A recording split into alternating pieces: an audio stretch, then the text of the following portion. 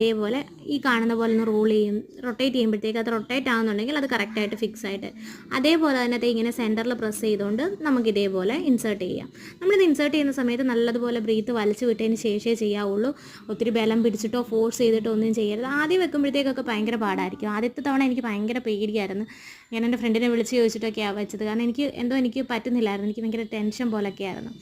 ഇനിയും ഒരു സാനിറ്ററി പാഡിനെ കുറിച്ച് എനിക്ക് ചിന്തിക്കാൻ പോലും മേല. കാരണം ഞാൻ അത്ര ഒരു കോൺഫിഡൻ്റ് ആയി മെൻസ്ട്രുവൽ കപ്പിൽ പീരീഡ്സ് ആണെന്ന് പോലും നമുക്ക് തോന്നത്തില്ല. ഈ മെൻസ്ട്രുവൽ കപ്പ് യൂസ് ചെയ്യുന്ന സമയത്ത് എത്ര നല്ല ക്വാളിറ്റിയുള്ള പാടാന്ന് പറഞ്ഞാലും ഒരു 2-3 മണിക്കൂറൊക്കെ ആകുമ്പോഴത്തേക്ക് ഒരു സ്മെല്ല്, ഒരു ഇറിറ്റേഷനും കാര്യങ്ങളും ഒക്കെ നമുക്ക് തുടങ്ങും.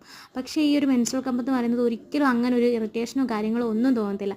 ഇതേപോലെ വേണം നമ്മൾ വലിച്ചെടുക്കാനായിട്ട്. കണ്ടോ, ഇതേപോലെ പിടിച്ചിട്ട് അതിൻ്റെ ആ നോട്ടിൻ്റെ ഭാഗത്ത് ഒന്ന് പ്രസ് ചെയ്തിട്ട് വേണം നമ്മൾ താഴോട്ട് വലിക്കണം. അപ്പോൾ ആ എയർ പോയിട്ട് അത് നമുക്ക് സ്മൂത്തായിട്ട് പോരും. അപ്പോൾ ഇത്രയേ ഉള്ളൂ വീഡിയോ ഇഷ്ടമാണെന്നുണ്ടെങ്കിൽ ലൈക്ക് ചെയ്യുക. ബൈ.